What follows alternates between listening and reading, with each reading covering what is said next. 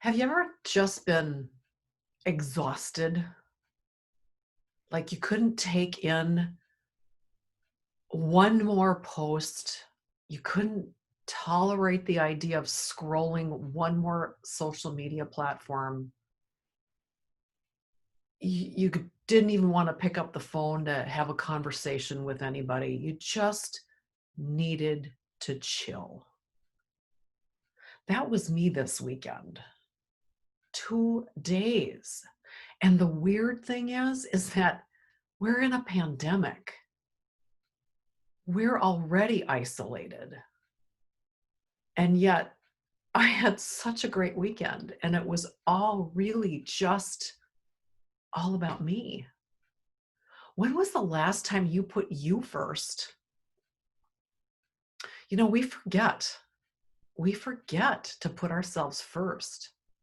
And at least for me, I get in the rhythm of serving and creating content and answering questions and all of those kinds of things. It's very much how I'm wired. It's very natural for me. And I teach self-care, and then there's times where it's just like, now it's my turn. And I never go and say, this weekend is just for me. I do that with vacations. I'm really good when I'm away in terms of not being online and not being accessible and things like that. What are your strengths and weaknesses when it comes to taking care of yourself? Is it easy? There's no right or wrong in how to do it. And the cool thing is that my 2 days were very much like, well, what do I feel like doing now? Oh, I'm going to go do that. And then I went and did that until I didn't want to do that anymore. And to give you an idea of what the kind of things that I did is I watched like movies, plural. I read a book. I just sat in silence and read a book.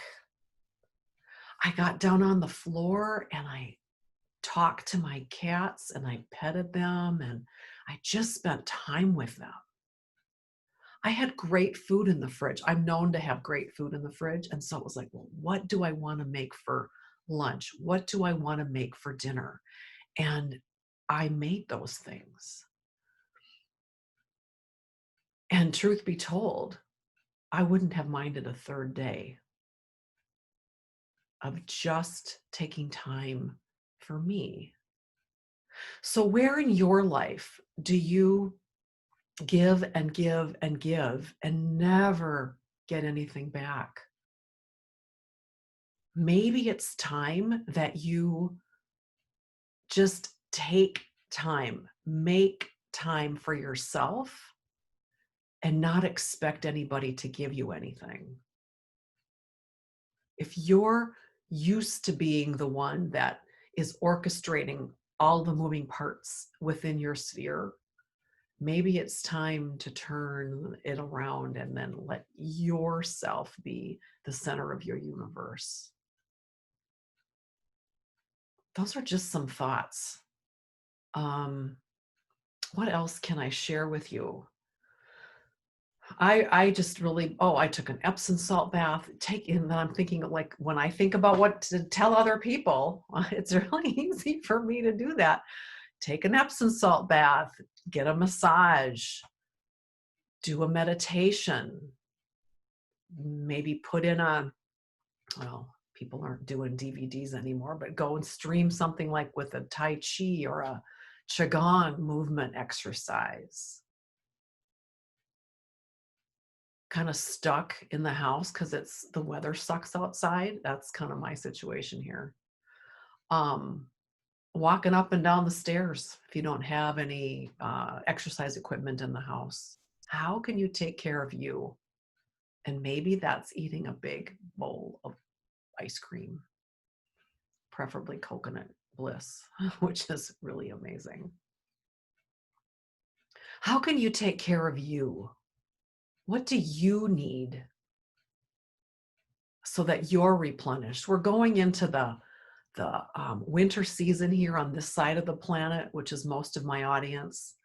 Um, we are going into the holidays, and we are in the midst of a pandemic that is not under control.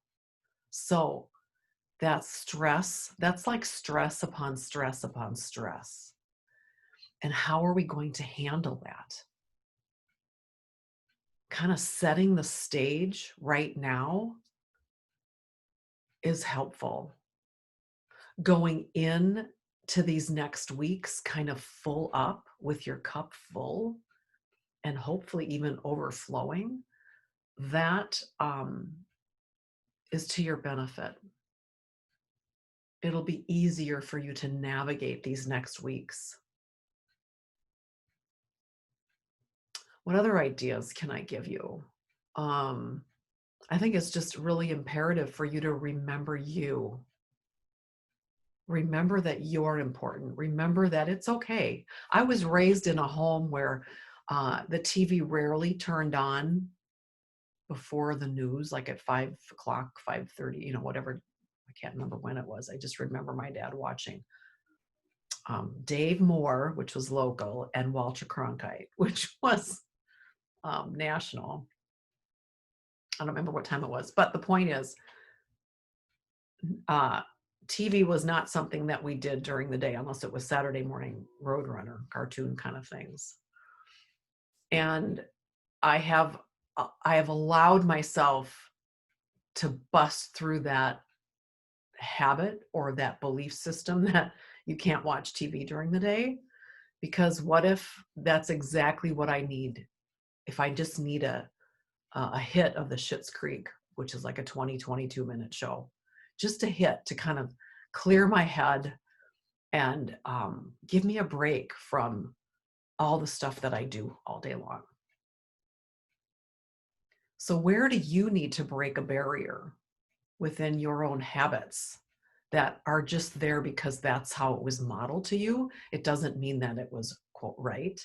And it certainly doesn't mean that it's wrong. It just was. What needs to shift so that you can put yourself first easier?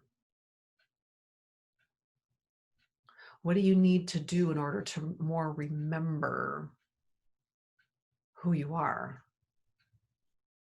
Because as we get clogged up with all of the things that we do and all of the hats that we wear, we're the mother, we're the grandmother, we're the sister, we're the server, we're the mentor of our clients. We're maybe maybe we have a job, maybe we're a nurse or a doctor or a cashier, and it's always about everything that's coming at us.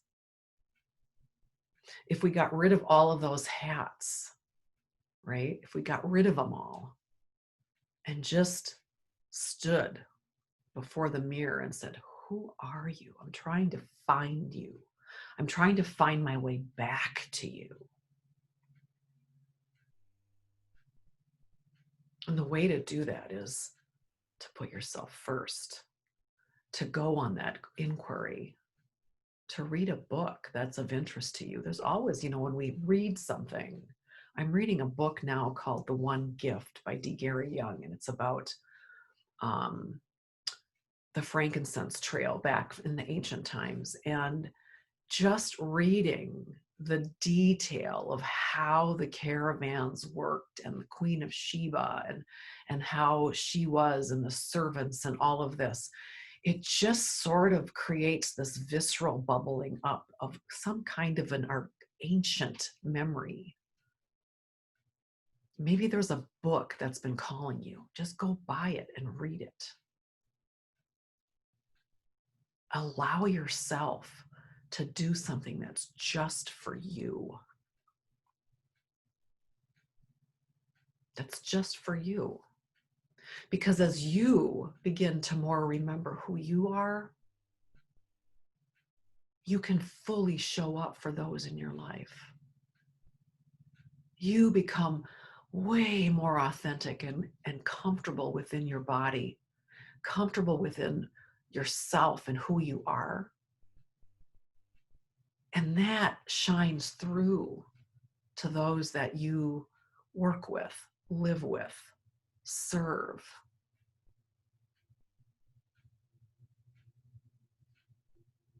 I have a mentorship program called Remember Who You Are. It's a 11-month program where we go from the very basic and we get you through that process to your authentic self. It might sound like a long time, but when we're doing some excavation and really looking at how you're wired,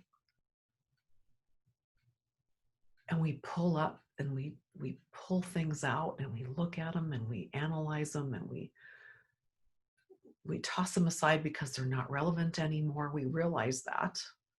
Or we really look at it and go, well, what is this? And how can I make this better? This thing that I found that I forgot about, how can I make that shine? If working one-on-one with me in that kind of depth is intriguing to you,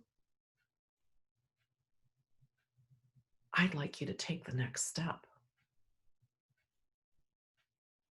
I'd like you to take the next step, and there's a link to an application process where you can fill that out and you can see if it's a good fit. We'll just see. No obligation. In the meantime, take care of yourself. Put yourself first. Ultimately, that's what you always will have you. People will come and go, and you'll always have you. All right, I'm Marita with Harmonic Wholeness. And until next time, but in the meantime, if you want to remember more of who you really are, fill out that application and let's see where we go. Thanks.